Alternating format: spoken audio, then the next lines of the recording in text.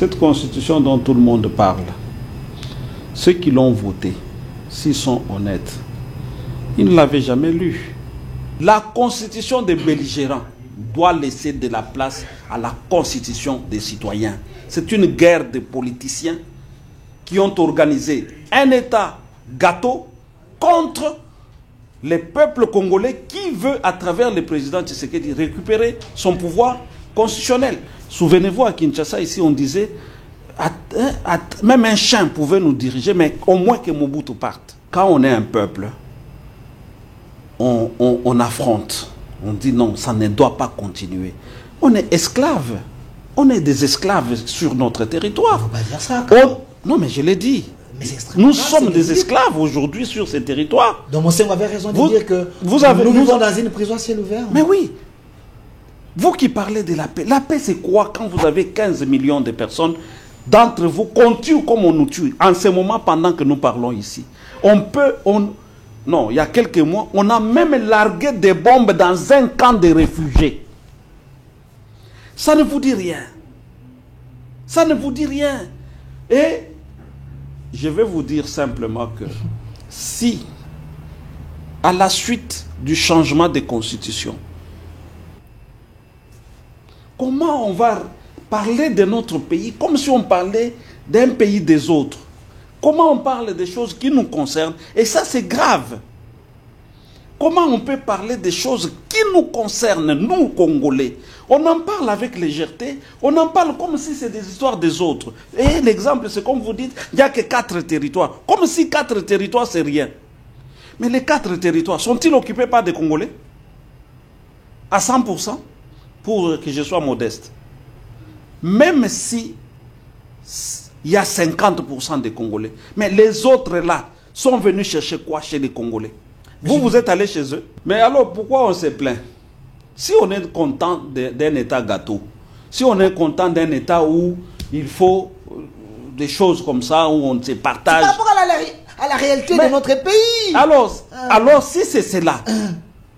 Mais disons au président de la République que nous, on est content d'être dans un État gâteau où les gens viennent au gouvernement sans rendre compte à personne, où les gens viennent en sachant que c'est leur tour. Si c'est ça, nous on laisse. Si on nous dit que c'est ça qu'on veut, que les Congolais veulent, mais dès cet instant, on abandonne. Vous voulez que tous les natifs se retirent dans leur province parce qu'ils ne s'est pas retrouvés, qu'ils créent des milices. Mais c'est ça au moins le Congo, parce que vous allez voir les gens dire partout où les gens ne sont pas au gouvernement, ils ont créé des milices. C'est tout ça justement qui est venu asseoir. Et c'est ça qu'il faut casser. C'est ce qui est venu asseoir les choses où les groupes armés, quelqu'un prend les armes, demain vous négociez avec lui, il entre au gouvernement. Et la Constitution maîtrise ça. Non, un État ne fonctionne pas comme ça. Un État, c'est une réalité. Si vous blaguez, comme on est en train de blaguer avec l'État ici, je vous dis, demain, aujourd'hui déjà nous sommes les esclaves des autres. Nous sommes sous la domination des autres. Ne vous en faites pas, nous mettons des costumes ici, c'est des costumes inutiles. Nous sommes... les gens se moquent de nous. Les gens se moquent des Congolais. On ne pouvait pas trouver aujourd'hui un débat dans ce pays qui nous divise autour de cette constitution. Du nouveau à Kinshasa, PKM Invest Shop, distributeur des produits électroniques grand public et du prêt-à-porter. Retrouvez les meilleures offres et promos des smartphones, laptops, accessoires et du prêt-à-porter à des prix inédits. Nos adresses: commune d'Engaliema, avenue Colonel Mongiba, numéro 3, quartier Bassoko, référence rond-point magasin Kintambo, à côté de la station Total. Limité 7e rue résidentielle, place commerciale, voire l'immeuble à l'Italia. Pour tout contact, appelez au 085 016 33 65. PKM, c'est la qualité. PKM, c'est la différence. PKM, c'est la satisfaction.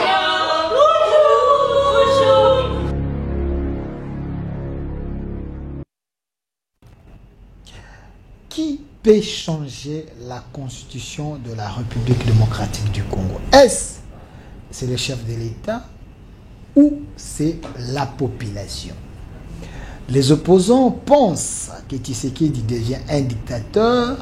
Fayulu dit il joue avec le fait comme un gamin.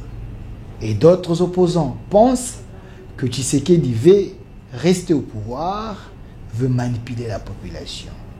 Est-ce la population congolaise? Elle est derrière Félix-Antoine Tshombo Tshisekedi pour changer cette constitution entre guillemets, une constitution étrangère ou une constitution de belligérant. Face à toutes ces questions très questionnantes, vous étiez très nombreux. Vous m'avez dit Delphin, il faut aller les chercher encore. Vous les considérez comme les pionniers du changement de la constitution de la République démocratique du Congo. Il est ici avec nous, M. Dieudonné Kishi, il est président d'un grand parti politique, Congo Positif, un chercheur. M. Dieudonné, soyez le bienvenu. Merci beaucoup. Merci encore une fois à vous pour l'invitation et à vos téléspectateurs pour la confiance. Alors, quand le public pense que vous êtes parmi, pour ne pas dire le seul, parmi les pionniers du changement de la Constitution, vous avez commencé ce combat, ça fait autant d'années. Aujourd'hui, vous pensez qu'il était temps que les autres puissent rejoindre votre combat? Je pense qu'il était plus que temps. Aujourd'hui, se battre pour le changement de constitution dans notre pays, c'est la priorité des priorités. C'était la priorité des priorités depuis 2012. 12 ans après. Je pourrais même dire depuis 2006. Okay. Juste après la promulgation de cette constitution, qui n'aurait pas dû être notre constitution. Si nous devons rentrer dans l'histoire. Souvenez-vous, dans ce pays, le président Dr Etienne Tshisekedi nous avait dit de ne pas voter cette constitution. Souvenez-vous qu'en 2005, il y a eu un référendum qui n'en était pas un. Souvenez-vous que cette constitution dont tout le monde parle, ceux qui l'ont votée, s'ils sont honnêtes, ils ne l'avaient jamais lu. Ils ne l'avaient jamais lu. Vous êtes sûr de vos propos? Mais je vous dis, parce que je ne le dis pas au hasard, vous m'avez présenté comme un chercheur. Je focalise mes recherches sur la constitution de notre pays en tant que doctorant en sciences politiques. Et donc, je mène des enquêtes. Mes équipes reviennent des enquêtes sur terrain dans 26 provinces. 26 provinces. Bientôt, je vais rendre public...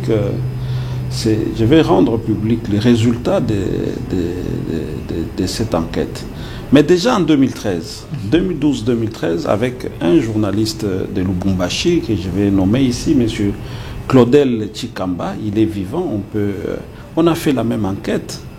Les Congolais ne connaissaient pas cette constitution. Les Congolais ne connaissent pas cette constitution. Vous savez qu'il y a même des dispositions au sein de cette constitution qui parlent de la promotion de nos langues, qui parle même de la traduction de cette constitution, devrait être même traduite dans les langues nationales pour permettre aux Congolais d'en connaître les tenants et les aboutissants.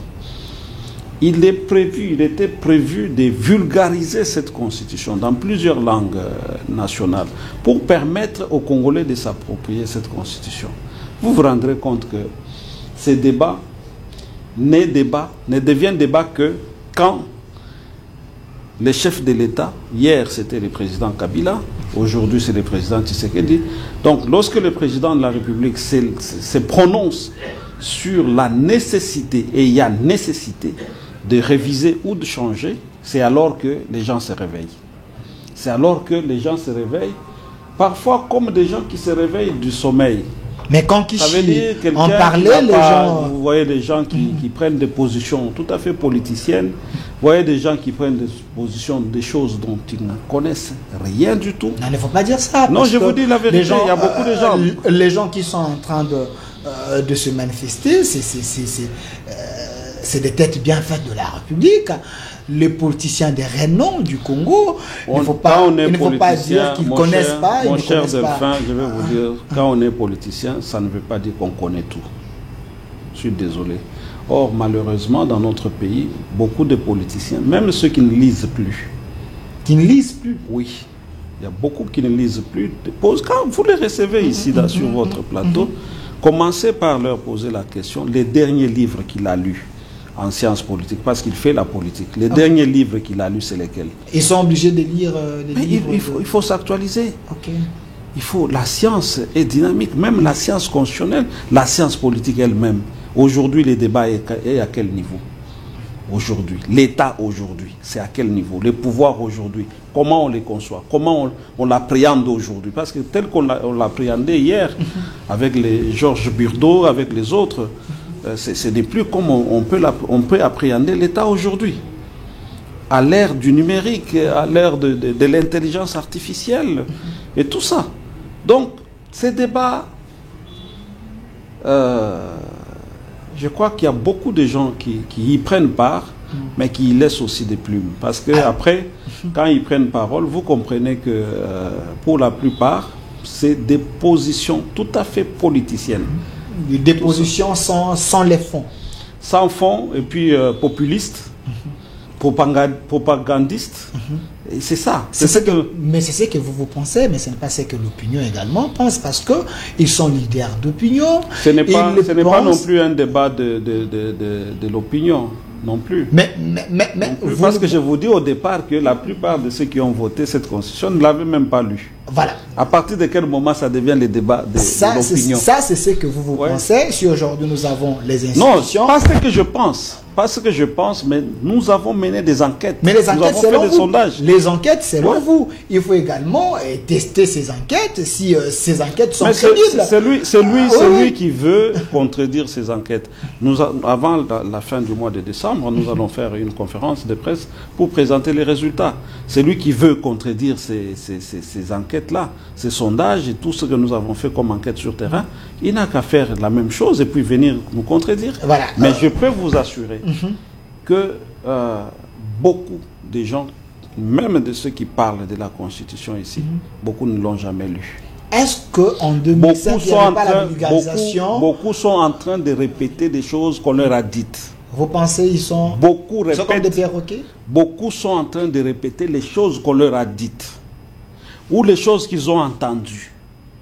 Et trop peu parlent des choses qui relèvent de réflexions profondes autour de la Constitution. Ce que vous êtes en train de dire risque d'être qualifié dans l'opinion comme l'injure contre l'homme, l'élite du Congo, parce que les gens qui ont rédigé cette constitution, les gens qui ont pris part, ils étaient dans les universités, ils ont fait des conférences, je peux même vous chercher certaines images, ils étaient en contact avec la population, et il y avait le référendum, les Congolais se sont appropriés cette constitution en votant oui, et c'était passé au Sénat, au Parlement. Il ne faut pas Mais dire... bien avant, vous prenez l'histoire au milieu. Tout ce que vous dites ici. Vous êtes en train de le dire en prenant l'histoire au milieu. L'histoire n'a pas commencé avec les référendums. L'histoire de cette constitution n'a pas commencé avec les référendums. L'histoire a commencé avec la guerre de 97. 96, 97. Quand Mouzé prend les armes. L'entrée de l'AFDEL. L'entrée de l'AFDEL. Mouzé prend les armes. Et il y a des pays qui s'associent à lui pour dire que on partait au Congo pour chasser les dictateurs. C'est par là l'histoire. C'est par là que commence l'histoire. Et quand on finit de chasser, enfin, quand ils arrivent, Mouzé et tous ceux qui l'accompagnaient, quand ils arrivent, encore une fois, le docteur Etienne Tshisekedi leur dit, Mouzé, écoutez, prenez de l'argent, demandez une facture à ceux qui vous ont accompagnés et donnez-leur de l'argent qu'ils rentrent chez eux. Mais le motif avoué, le motif que nous tous nous avions applaudi, c'était quoi? C'était que les dictateurs partent parce que tout le monde était fatigué de la dictature. Souvenez-vous, à Kinshasa, ici, on disait même un chien pouvait nous diriger, mais au moins que Mobutu parte. Bon, Mobutu était diabolisé par les politiciens congolais. Non, les politiciens congolais. Non, les gens en avaient marre. Et c'est avec raison, les gens en avaient marre avec la dictature. Et ça, c'est le motif apparent. C'est ce qui a été utilisé pour que il y ait une mobilisation autour de la marche de la FDL. Maintenant, quand le dictateur est parti, le 17 mai 1997, quand il est parti, qu'est-ce qui s'est passé? Ceux qui ont accompagné Mouzé, ils sont rentrés? Ils ne sont pas rentrés. Et même lorsque Mouzé se réveille pour dire l'AFDEL, tout ça, c'est un conglomérat, tout ça là. C'est pas. Oui, voilà, un conglomérat. C'est lui qui vient avec eux, mais c'est celui-là qui vous dit, lui-même déjà Mouzé, il vous dit c'est un conglomérat d'aventuriers. Quand Mouzé prend le pouvoir en 97 à Lubumbashi, mais c'est une surprise. Tout le monde est surpris, même ceux qui l'accompagnaient. Alors, à la fin, le problème ici, c'est que beaucoup sont en train de parler sans regarder les faits d'histoire, en faisant soit de l'amnésie, soit en ignorant simplement, en voulant juste effacer une partie de l'histoire. Et c'est de là que vient cette constitution ici. Parce que le processus a dû continuer et il fallait la paix, au nom d'une certaine paix. Mais une paix qui nous tuait. Une paix qui a continué à nous tuer. Parce que cette paix-là, elle ne nous a pas donné la paix. C'était une paix avec Kalachnikov. Vous devez signer cette constitution. Donc, une paix de transition. Mais oui. Alors, c'est de là que vient cette constitution. Et comment quelqu'un va venir aujourd'hui, connaissant cette histoire-là, connaissant comment tout ça s'est passé dans ce pays ici, et qu'il puisse venir nous dire non, c'est une bonne constitution. Alors, M. Dieudonné Kishi, est-ce que vous êtes rassuré que si vous voulez changer, si vous changez cette constitution aujourd'hui, on aura la paix? Parce que, entre guillemets, ces gens ont encore la même mise sur les Congos. Est-ce que ce n'est pas trop précipité, ou vous ne vous précipitez pas pour qu'après que nous puissions encore avoir des problèmes? Vous êtes rassuré que si vous les faites, il n'y aura pas le feu au Congo? Bon, s'il va y avoir le feu, ça ne sera pas parce que la Constitution a été touchée. Non, non, parce que cette constitution, c'est l'une des raisons de ces semblants d'épée, s'il faudrait les dire ainsi, parce que nous avons encore des zones de tension. Est-ce que c'était le moment de les faire? Bon, je pense que nous avons le choix entre la paix qui nous tue et la paix véritable. Le Congo a aujourd'hui le choix à faire entre les choses qui nous mentent, dont la paix dont vous parlez, et les choses qui sont réelles. Nous avons le choix à faire entre un État véritable, un État normal, et un État boutiqué à travers la Constitution. Donc nous avons ce genre de choix aujourd'hui. Les pays ont besoin de ce genre de choix. Écoutez, vous parlez de la paix. Ce pays est en paix. Mais quand même, nous avons 26 provinces. Il y a au moins 2 ou 4 territoires occupés, mais la majorité des provinces, il y a quand même la paix. Donc, mon cher ami, ne me scandalisez pas. Non, non, mais c'est ce que les opposants Si vous êtes Congolais, ne me scandalisez pas sur ces plateaux, s'il vous plaît. Comment ça? Est-ce que vous avez conscience que nous avons sous la main comme ça plus de 15 millions de nos compatriotes qui sont morts ici? Est-ce que vous avez conscience? Vous avez vraiment conscience qu'il y a eu plus de 15 millions d'entre nous. Ça pouvait être vous, ça pouvait être les caméramans, ça pouvait être l'autre, ça pouvait être celui qui me suit. Vous voulez parler ici de 4 territoires comme si c'est rien? Mais parce que et 4 territoires, nous risquons d'alourdir les bilans, arriver aux 20 millions de morts, 25 millions, si vous prenez de mauvaises décisions. Parce qu'il y a des paix de Damoclès sur mais c'est ce qui s'est passé. C'est ce qui s'est passé. On vous a mis des Kalachnikov sur la nuque et on vous a dit de signer. Mais écoutez, un peuple, c'est un peuple qui s'assume. Un peuple, ce n'est pas un peuple qui s'accroupit comme on s'est accroupi ici, jusqu'ici. Vous comprenez? Quand on est un peuple, on affronte, On dit non, ça ne doit pas continuer. On est esclaves. On est des esclaves sur notre territoire. On va dire ça. Non, mais je l'ai dit. Nous Nous sommes des esclaves aujourd'hui sur ces territoires. Donc, monsieur, vous avez raison de dire que nous vivons dans une prison à ciel ouvert. Mais oui.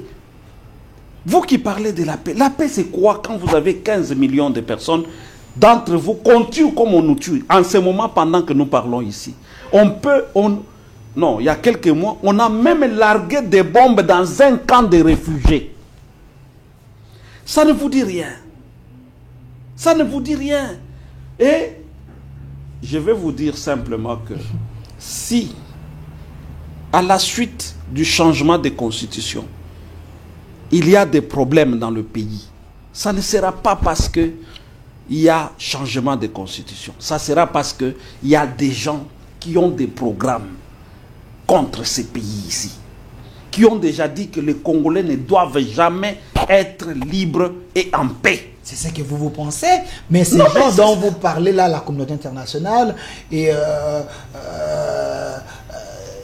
les pays membres de l'Afrique, ces gens-là, ils sont en train de nous aider. Il y a quand même les accords que le gouvernement congolais a signé pour qu'il y ait la paix.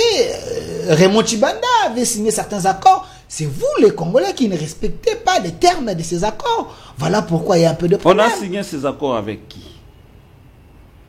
Est-ce que c'est des accords signés entre nous, Congolais, ou c'est des accords signés avec des gens à l'extérieur? Mais pourquoi vous ne respectez pas les clauses de ces accords? Quel est le problème des personnes qui sont à l'extérieur, qui viennent signer des choses avec nous? Nous, on a fait quoi? Aujourd'hui, les Congolais ont fait quoi? Le monde est un village. Le monde est un village. Quand il y a un problème chez vous, les autres peuvent venir vous aider. Et vous êtes allé en Ukraine? Vous êtes allé aider les Ukrainiens? Donc, il n'y a que vous qu'on doit venir aider. Les Ukrainiens sont venus vous aider ici. Donc, il y a dans le monde entier ici. Partout où il y a la guerre, il n'y a qu'au Congo où les bonnes volontés viennent aider. Partout où il y a des guerres ici, il y a eu la guerre au Libéria. Vous êtes allé aider là-bas? Il y a eu la guerre en Angola. Vous êtes allé aider là-bas? Les Angolais se sont entendus. Entre eux, l'affaire est terminée. Les groupes armés dont on parle à l'est de notre pays, est-ce que vous en savez quelque chose? Les EDF. Mais est-ce que c'est un groupe congolais? Comment on va parler de notre pays comme si on parlait d'un pays des autres? Comment on parle des choses qui nous concernent? Et ça, c'est grave. Comment on peut parler des choses qui nous concernent, nous, Congolais? On en parle avec légèreté, on en parle comme si c'est des histoires des autres. Et l'exemple, c'est comme vous dites, il n'y a que 4 territoires. Comme si 4 territoires, c'est rien. Mais les 4 territoires, sont-ils occupés par des Congolais? À 100%? Pour que je sois modeste. Même si il y a 50% des Congolais. Mais les autres là, sont venus chercher quoi chez les Congolais? Vous êtes allé chez eux? Monsieur dit de Ninkichi, sur le plan politique, on négocie quand on est en position de force. Vous voulez changer la constitution, une constitution à problème, comme on venait de le dire, mais entre guillemets, nous sommes incapables d'aller déloger les gens qui occupent nos 4 territoires. Est-ce qu'il ne faut pas utiliser une diplomatie parce que vous savez que vous n'avez pas la force d'aller chasser ces gens? Mais depuis 20 ans, depuis 30 ans maintenant, vous avez utilisé la diplomatie qui ne marche pas. Pourquoi? À cause de cette constitution. Comment? Parce que cette constitution organise un état gâteau. C'est-à-dire, vous dites. La constitution organise un état gâteau où tout le monde peut venir au gouvernement. Les gens récupéraient vos phrases ici de l'état gâteau, les gens commencent à partager ça. C'est un état gâteau. Est-ce que ce n'est pas l'injure contre le Congo quand vous parlez que le Congo c'est un état gâteau? Mais les faits sont là, non? Les faits sont là. Vous avez un président de la République qui fait campagne, n'est-ce pas? Il fait campagne, il fait des promesses, des campagnes. Dès qu'il finit d'être élu, il s'installe dans son pouvoir, il entre dans une espèce de tour d'ivoire. Ça devient maintenant l'affaire du Premier ministre. Le Premier ministre qui constitue un gouvernement dont il n'a aucune maîtrise. Parce que les hommes qu'il appelle au gouvernement ne sont pas les hommes de son choix. Ce ne sont pas les hommes de son choix. Monsieur Dieudonné Keshi, Mais je vous dis, vous risquez de scandaliser mais les étudiants. je ne scandalise personne. Oui. Vous ne vivez pas ça. Les gens qui sont au gouvernement là-bas, ce sont les choix de Maman Soumino. Mais on lui envoie les listes par les politiques parce qu'elle est dans les secrets. Bon, en ce moment-là, vous êtes Premier ministre ou pas? Le Premier ministre appelle les gens de son choix. C'est ce qu'on appelle Premier ministre. Les mots ont leur sens. On ne va pas vous envoyer des listes à gauche, à droite. Chacun envoie ses listes. Et vous constituez une liste définitive. Vous dites que vous êtes Premier ministre. Vous avez un exemple d'un pays où le Premier ministre appelle les gens de son choix? Mais oui. Ça s'est fait toujours comme ça? Mais oui. Par exemple? En France, en Afrique ici. Sonko n'a pas fait son gouvernement. Ah oui. Au Sénégal? Au Sénégal. Ce sont des partis, tout le monde qui lui a envoyé des listes. Ok. Et après ça, vous allez dire non, c'est quoi? Mais c'est ça l'état gâteau. Non, mais ces gens, quand ils arrivent maintenant, toi, c'est tel qui t'a envoyé, tel regroupement, tel parti m'a envoyé. Mais ils répondent de qui? Il y a même un ministre qui avait informé le président de la République. Au gouvernement, on nous a dit de ne pas travailler. Vous dites? Vous n'avez pas suivi ça? Un ministre qui a informé le président de la République avant la rupture du FCC Cash, qu'on nous a dit de ne pas travailler. Par l'autorité morale. Et le ministre, quand il arrive au gouvernement, il doit rendre compte à l'autorité morale. Sans quoi, il part du gouvernement. Mais M. Nkishi, le Premier ministre, même s'il doit chasser un ministre pour le remplacer, on s'adresse à qui? À l'autorité morale. Qui change les noms. Qui change de nom. Donc, que l'autorité morale vous donne quelqu'un de calibré ou quelqu'un qui n'a aucune compétence. Ce n'est pas un problème. C'est comme ça qu'aujourd'hui, vous avez au gouvernement des ministres qui n'en sont pas un. Non, mais c'est des mécanismes pour éviter les frustrations des uns et des autres. Donc, dans les autres pays où les choses... vous voulez me dire que dans les autres pays où les choses ne marchent pas comme ça marche chez nous, ils ne sont pas bien.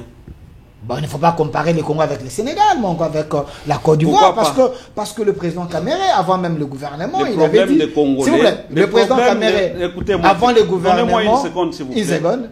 Les problèmes des Congolais et du Congo ici, nous aimons beaucoup les choses qui nous trompent.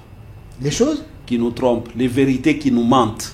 Il y a quelqu'un, j'ai oublié son nom, c'est un jeune très intelligent de Bukavu, je le salue, qui a écrit ces vérités qui nous mentent. Il faut lire ce livre-là.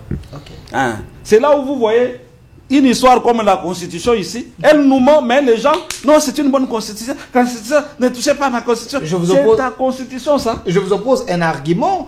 Il y a un homme plus expérimenté que vous, invertébré dans la politique, M. Vital Kamere. Avant le gouvernement, il avait dit, il ne faut pas faire... un gouvernement minime, parce que le Congo est grand, il faut faire un gouvernement un peu élargi pour que les gens se retrouvent. Il ne faut pas comparer le Congo avec le petit pays. Donc voilà pourquoi les histoires de quotas, il faut respecter pour éviter les frustrations. Mais alors pourquoi on se plaint? Si on est content d'un État gâteau, si on est content d'un État où il faut des choses comme ça, où on se partage... Par rapport à la réalité de notre pays. Alors si c'est cela, mais disons au président de la République que nous, on est content d'être dans un État gâteau, où les gens viennent au gouvernement sans rendre compte à personne, où les gens viennent en sachant que c'est leur tour. Si c'est ça, nous on laisse. Si on nous dit que c'est ça qu'on veut, que les Congolais veulent, mais dès cet instant, on abandonne. Vous voulez que tous les natifs se retirent dans leur province parce qu'ils ne s'est pas retrouvés, qu'ils créent des milices. Mais c'est ça au moins le Congo, parce que vous allez voir les gens dire partout où les gens ne sont pas au gouvernement, ils ont créé des milices. C'est tout ça justement qui est venu asseoir. Et c'est ça qu'il faut casser. C'est ce qui est venu asseoir les choses où les groupes armés, quelqu'un prend les armes, demain vous négociez avec lui, il entre au gouvernement. Et la Constitution maîtrise ça. Non, un État ne fonctionne pas comme ça. Un État, c'est une réalité. Si vous blaguez, comme on est en train de blaguer avec l'État ici, je vous dis, demain, aujourd'hui déjà nous sommes les esclaves des autres. Nous sommes sous la domination des autres. Ne vous en faites pas. Nous mettons des costumes ici, c'est des costumes inutiles. Les gens se moquent de nous.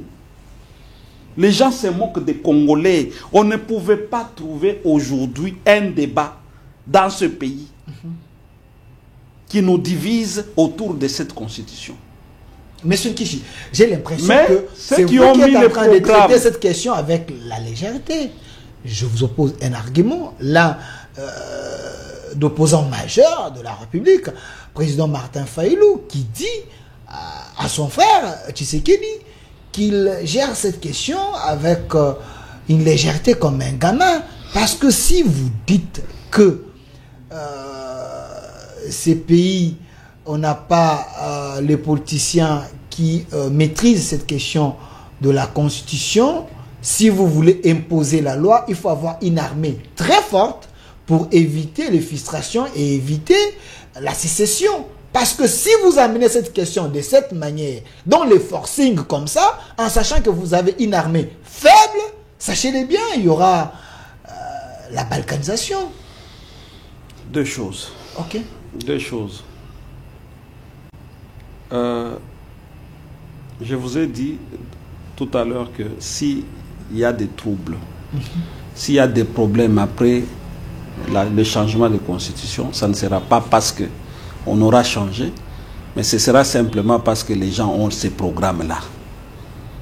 Il y en a qui passent même à la télévision, qui menacent l'État, qui disent qu'ils vont balkaniser et tout ça. C'est connu. Ça ne sera qu'un alibi. En fait, les gens cherchent une occasion. Mais le besoin d'asseoir un État correct, un État normal dans ce pays, c'est un besoin primordial. C'est un besoin primordial. Et pour asseoir un bon État dans ce pays, il faut une bonne constitution. Une bonne et alors une très bonne constitution. Le problème avec le président Martin, c'est quoi? C'est que celui que vous appelez son frère, qui est effectivement son frère, le président Tshisekedi, lui pose une question, par exemple, de mathématiques. Okay. Lui donne une réponse de géographie. Vous dites? Donc, quand on vous pose une question de mathématiques, donnez une réponse de mathématiques. N'est-ce pas? Il s'est adressé à la nation. Oui, vous n'avez pas suivi. Je l'ai suivi. Le fond de ce qu'il a dit. Le problème, c'est que Tshisekedi vous pose un problème de changement de constitution. Mais au lieu de dire qu'il joue avec un gamin, ceci, cela. Un gamin qui joue avec le feu. Le feu, non. C'est ça qu'on a. C'est très difficile qu'il gère cette tension-là. Non, ça sont des menaces, tout ça là. Mais c'est que de menacer les opposants. D'accord, oui. Mais ce n'est pas nécessaire. Parce que quand on vous pose une question de politique, n'est-ce pas? Donner des réponses de politique.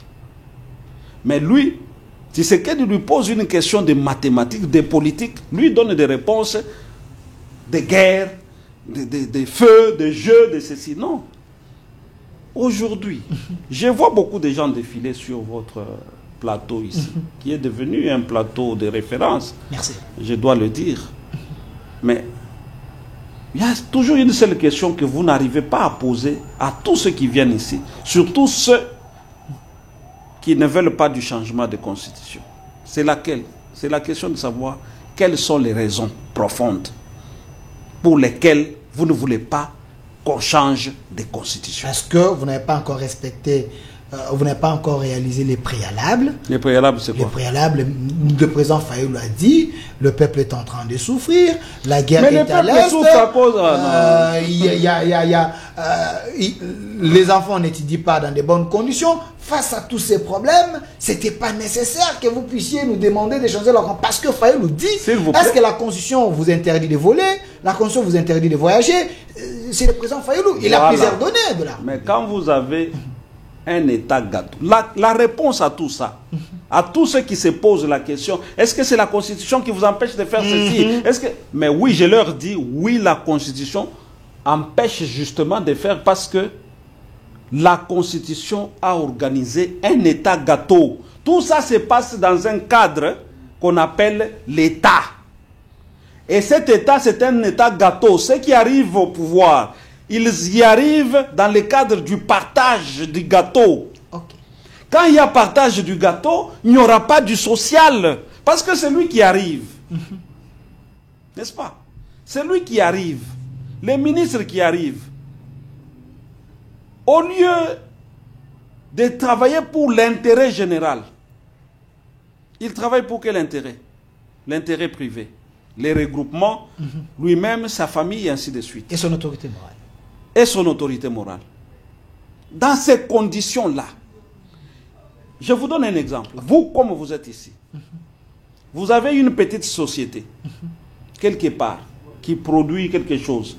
Écrivez maintenant, faites l'exemple, écrivez une lettre au ministre pour dire, j'ai une société qui balaye, qui nettoie les bureaux.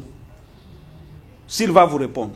Il ne va pas vous répondre. Pourquoi il ne va pas vous répondre? Parce que lui-même, quand il est arrivé, il vient de créer la société pour nettoyer, la société pour acheter les fournitures de bureaux, la société de sécurité. Les ministres viennent avec leur société dans des bagages. Quand est-ce que les citoyens va écrire une lettre et les ministres lui répondent? Vous pouvez écrire à un ministre qui vous répond dans ce pays. Mais ça vient de là. Ça vient de l'idée qui est au fond, l'idée qui sous-tend tout ça. C'est le fait que les gens viennent au pouvoir dans la conscience et dans la subconscience, l'idée qu'ils sont arrivés, c'est leur tour, c'est les gâteaux. C'est leur tour de couper leurs morceaux parce que demain, ils ne savent pas. Et ça, c'est la Constitution qui l'organise. Parce que vous ne pouvez pas arriver au pouvoir si votre regroupement ne vous a pas envoyé. Alors, ainsi de suite. Je l'ai dit comme ça. Donc c'est pour vous dire que si on n'a pas compris ça, si on n'a pas compris que nous sommes dans un état gâteau, on sera là en train de poser la question, mais est-ce que la Constitution, est-ce que c'est la Constitution qui vous empêche de faire ceci? Mais quand vous n'avez pas les ministres qui sont les vôtres, n'est-ce pas? Quand vous n'avez pas les ministres qui sont les vôtres, quand vous n'avez pas les mandataires qui sont les vôtres, quand vous n'avez pas, comment vous allez faire la politique? Monsieur Dedo-Nenkichi, j'ai l'impression que vous voulez devenir un savant de la République. Du moment que nous avons d'autres. J'apporte seulement un son différent peut-être. D'autres. J'apporte peut-être un son différent, mais parce que les gens voient la Constitution. Mais la Constitution, c'est un outil de l'État. Et moi, j'ai fait les sciences politiques. Je sais ce que ça veut dire l'État. Laissez-moi quand même vous opposer. Et donc, quand la Constitution organise un État gâteau, un État où on se partage, comme on se partage aujourd'hui, tout ce qui reste, c'est qu'on se partage même les quartiers. Non, j'ai l'impression que vous diabolisez cette constitution qui est l'une des meilleures en Afrique. Selon qui? Selon qui? Il y a plusieurs professeurs. Je ne vais pas vous amener dans les polémiques. Il y a plusieurs professeurs. Mais j'aimerais quand même faire intervention à un élément d'un monsieur intelligent de mon pays, le président Sesanga. Après les discours du chef de l'État Lubumbashi, le président Sesanga lui a répondu directement. Monsieur Massouda, j'aimerais avoir la vidéo ici, qui dit le président n'a pas compris ce qui est écrit dans l'article 217. Le président cherche à manipuler la population. Est-ce Sesanga a raison? C'est que tu sais qu'il fait, c'est une manipulation ou pas? Parce qu'on n'est pas encore au moment de propagande. Mais apparemment, c'est comme s'il est en train de rater sa cible. Président Tshisekedi, il manipule la population. Vous voyez que il cherche. Le président a posé un problème global, un problème de changement de constitution ou un problème de révision constitutionnelle. Ça dépend de ce que la commission, l'option sera levée. Le président pose un problème global. C'est pourquoi je dis, quand on vous pose une question de mathématiques, donnez des réponses de mathématiques. Vous pensez que la réponse de Sesanga, ce n'est pas une réponse de thématique Pas du tout. Il est à côté. La mathématique. Il est à côté parce que le président pose un problème global. Lui s'en tient à un élément. Dans la Constitution, il n'y a pas que l'article 217 qui pose problème. Vous dites? dans la Constitution, il n'y a pas que l'article 217 qui pose problème. Il y a autant d'articles? Il y a beaucoup d'autres. Je vous ai donné ici l'exemple de constituer le gouvernement. Ce sont des problèmes. Nous avons connu le cas du Premier ministre Ilunga Ilunkamba, qui n'était pas dans la peau du président de la République, enfin, qui n'était pas dans la vision du président de la République. Vous avez vu le tiraillement, c'est organisé par quoi? Par la Constitution. Donc il est là qui pour aller voir la bénédiction. C'est pour vous dire ici que tous ces frères ici, ils sont à côté de la vérité. Selon vous? Et ils ne veulent pas dire la vérité. Comment ça? Ils ne veulent pas. Donc ils s'attachent maintenant, tous, quand vous les suivez tous, tous ceux qui ont parlé après le président, ils ne répondent pas à la question du changement. Ils ne disent pas au président pourquoi il ne doit pas changer. Parce qu'il n'y a pas la nécessité, c'est ça qu'on l'a dit. Il n'y a pas la nécessité de changer cette constitution. C'est que ce qu'il fait, c'est la manipulation. Il est en train de manipuler. Ça, c'est selon lui. Mais il a donné des arguments. Est-ce qu'il est le seul Congolais ici qui doit dire qu'il n'y a pas nécessité? S'il n'y a pas nécessité, et le président est très à propos, il a dit il va soumettre la question soit au Parlement, soit au référendum. Donc, au lieu de venir, oh non, tu joues avec le feu, tu vas marcher sur nos cadavres. La réponse, ce n'est pas celle-là. La réponse, c'est de dire, ok, monsieur, envoie la question au référendum. Que celui qui a les biceps, que celui qui a le peuple, mobilise le peuple et que le texte soit rejeté, soit à l'Assemblée nationale, soit... Et c'est là leur peur. Non, non. C'est là où, écoutez-moi, c'est là où il y a leur peur. Vous pensez que les opposants n'ont pas la population? Ils ont le peuple avec eux. Mais parce qu'ils ont la population. Et que la question sera soumise au référendum. Maintenant, de quoi ils ont peur? Ça veut dire quoi? Ça veut dire que le président va soumettre la nouvelle constitution au référendum. Et eux qui ont la population. Parce que le président Martin a dit, lui et la population. Mais ils vont rejeter et l'affaire sera close. Rejeter en votant non. En votant non. En votant non. Alors, et vous voyez que il n'y a même pas besoin de menacer l'État pour dire on va balkaniser parce que il y aura la guerre, il y aura ceci. Parce que eux, ils ont la population. Et quand la question sera soumise au référendum, elle sera rejetée. Et à partir du moment où on a rejeté, mais l'affaire est close, ils ont gagné. Ça, c'est votre schéma. Qu'est-ce qui prouve que ce schéma-là sera respecté dans un pays où règne la démocratie, où il y a le respect des institutions? On peut dire oui. Mais ici au Congo, la peur des opposants, c'est que les institutions, la CENI, est boutiquée entre les mains du régime. Donc, vous n'allez pas respecter les noms de la population. Voilà pourquoi il faut utiliser l'article 64 et barrer la route. Voilà pourquoi, aux gens qui veulent manipuler le peuple et les institutions. Quand on vous pose une question de politique, donnez des réponses politiques. Quand on vous pose une question en mathématiques, donnez des réponses qui se réfèrent à la mathématique. Ici, on leur pose une question politique, ils donnent des réponses d'histoire. Des réponses de botanique. Arrêtez d'humilier des réponses d'anatomie. Non, je vous êtes en train d'humilier les opposants parce que il y a des professeurs parmi les réponses ne sont pas appropriées. Il y a des professeurs. Les réponses ne sont pas les gens outillés, les gens qui parce que quelqu'un vous dit je vais soumettre ça au référendum. Mais à partir de quel moment vous allez encore l'empêcher de faire? Mais je vous ai dit ici, Tshisekedi entre les mains, selon les opposants entre ses mains, il a le pouvoir de manipuler la CENI, de manipuler les institutions. Est-ce que Tshisekedi peut respecter la voix ou le voix du peuple? Parce qu'aux élections, selon les opposants, il a tripatouillé même les élections. Encore une fois, un conseil. Déjà que tout le monde ici se plaignait de la CENI. Tout le monde se plaint des modes de désignation des membres de la Cour constitutionnelle. Comment on va corriger toutes ces choses si on ne touche pas à la Constitution? Comment? Vous voyez? Donc, c'est pour simplement dire que si nos frères ici, ils aimaient le Congo, la seule attitude qu'ils allaient avoir, c'est de dire, président, nous t'appuyons dans ton processus de changement de constitution ou de révision de constitution, ça dépend de l'option, mais vous n'allez pas le faire seul. Nous sommes là. Nous serons là. vous allez mettre en place une commission. Que dans la commission là, nous soyons là.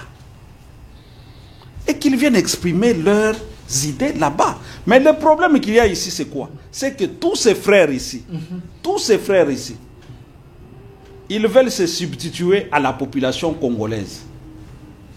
Ils ne veulent même pas laisser l'option d'un référendum pour la population. Non, ils veulent barrer la route aux gens du pouvoir qui tient à tout prix piétiner les lois de la République. Mais parce que vous dites que ces opposants doivent demander au président d'être dans l'équipe mais monsieur Rassouna, donnez-moi l'étude de monsieur Claudel Lubaya, l'un des têtes bien faites de la République. Il a tweeté, l'homme qui parlait de pacte républicain, il a tweeté en disant, j'aimerais bien avoir ces tweets ici, monsieur Massounda, qui dit les problèmes du Congo, c'est Félix Claudel Lubaya qui dit les Congos, voilà. L'autre tweet là où il a parlé dit Tshisekedi ne mérite plus de diriger les Congos. Il s'est disqualifié lui-même. Il faut le mettre à côté, Claudel Lubaya, de tweets là. C'est son point de vue. Mais le problème avec tout ça, c'est que tous ces frères ici, tous ces frères, ils insultent la population congolaise. Parce que quand lui dit ça, mais il n'y a pas 6 mois, non, il n'y a pas une année. Okay. 73% des Congolais ont voté le président Tshisekedi. Alors comment lui seul va sortir pour dire, vous, ce que vous avez fait, j'ignore, c'est rien. Mon point de vue, Tshisekedi doit partir. Non, Tshisekedi s'est disqualifié, selon lui, c'est disqualifié. Et c'est lui, la machine pour calculer la disqualification. C'est lui. Vous voyez la prétention. Vous voyez la prétention, les niveaux de prétention. C'est pourquoi je vous dis. C'est un homme éclairé. Oui, on peut être éclairé, mais dans la prétention. Vous dites On peut être éclairé dans la prétention. Ok. Le problème de tous ces frères ici, c'est qu'ils sont dans la prétention. Ils veulent se substituer à la population congolaise. Et ça, ce n'est pas normal. S'ils sont des vrais démocrates, mais qu'on aille au référendum. Voilà l'attitude dans ce débat ici. La seule personne parmi les opposants qui sortira pour dire la question nous divise, mais que le peuple souverain de la République démocratique lui-même, de la République démocratique du Congo lui-même se prononce. Voilà l'homme crédible. Voilà l'homme crédible. Voilà les démocrates. Les autres ici, à partir du moment où ils prennent des positions qui tendent à se substituer au peuple de la République démocratique du Congo, ils se discréditent. Voilà, il y a un autre tweet de monsieur, l'ancien ministre des Finances, l'élève de Matata Pogno, M. Sélé Alagouli. J'aimerais bien voir aussi. Voilà, il a écrit le mimétisme aveuglant caractéristique du régime et dirigeant en place. Ici, il a dit le régime Tshisekedi, ce régime a déjà montré ses failles. Il est temps de se débarrasser de ces gens qui n'ont pas la maîtrise de gérer les grands Congo. C'est là. Qu'on pose la question, effectivement, dans cette gestion, il y a des problèmes, il y a des choses qu'on peut reprocher.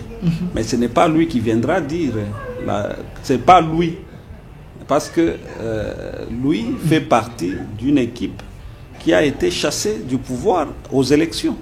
C'est Sélé Alagouli? Oui. C'est l'un des anciens ministres oui, des Finances qui a fait des prouesses, Sélé Alagouli. Voilà. Vous êtes sûr? Une tête bien faite. On ne doute pas. Il est mieux coté ailleurs. On ne doute pas, mais je ne pense pas qu'ils ont des leçons à donner aujourd'hui. Sélé Alagouli? Oui.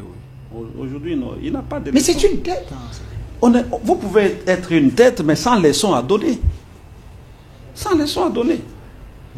Il faut beaucoup de modestie quand on veut parler de la République. Parce que la République, c'est la res publica. C'est la chose de... Leur problème à eux tous ici, c'est qu'ils veulent se substituer au peuple souverain de la République démocratique du Congo. Un peu comme ils l'ont fait au dialogue de la CENCO. Ils ont violé l'article 5 de la Constitution en mettant l'accord de de la Saint-Sylvestre. C'était une violation. Mais c'est une violation de l'article 5. Qui les avait envoyés là-bas? Mais c'est le peuple qui a créé la transition de 2 ans. Oui, mais est-ce que c'est le peuple qui bénéficie du pouvoir? Est-ce que c'est le peuple qui les avait envoyés là-bas? Est-ce que c'était une élection? Mais les accords politiques sont au-dessus même de loi. Ah, les accords. Hein? Oui, les accords politiques peuvent plomber même maintenant, c'est ça qui suspendre les lois de la République pour l'intérêt. En ce moment, c'est ça la bataille.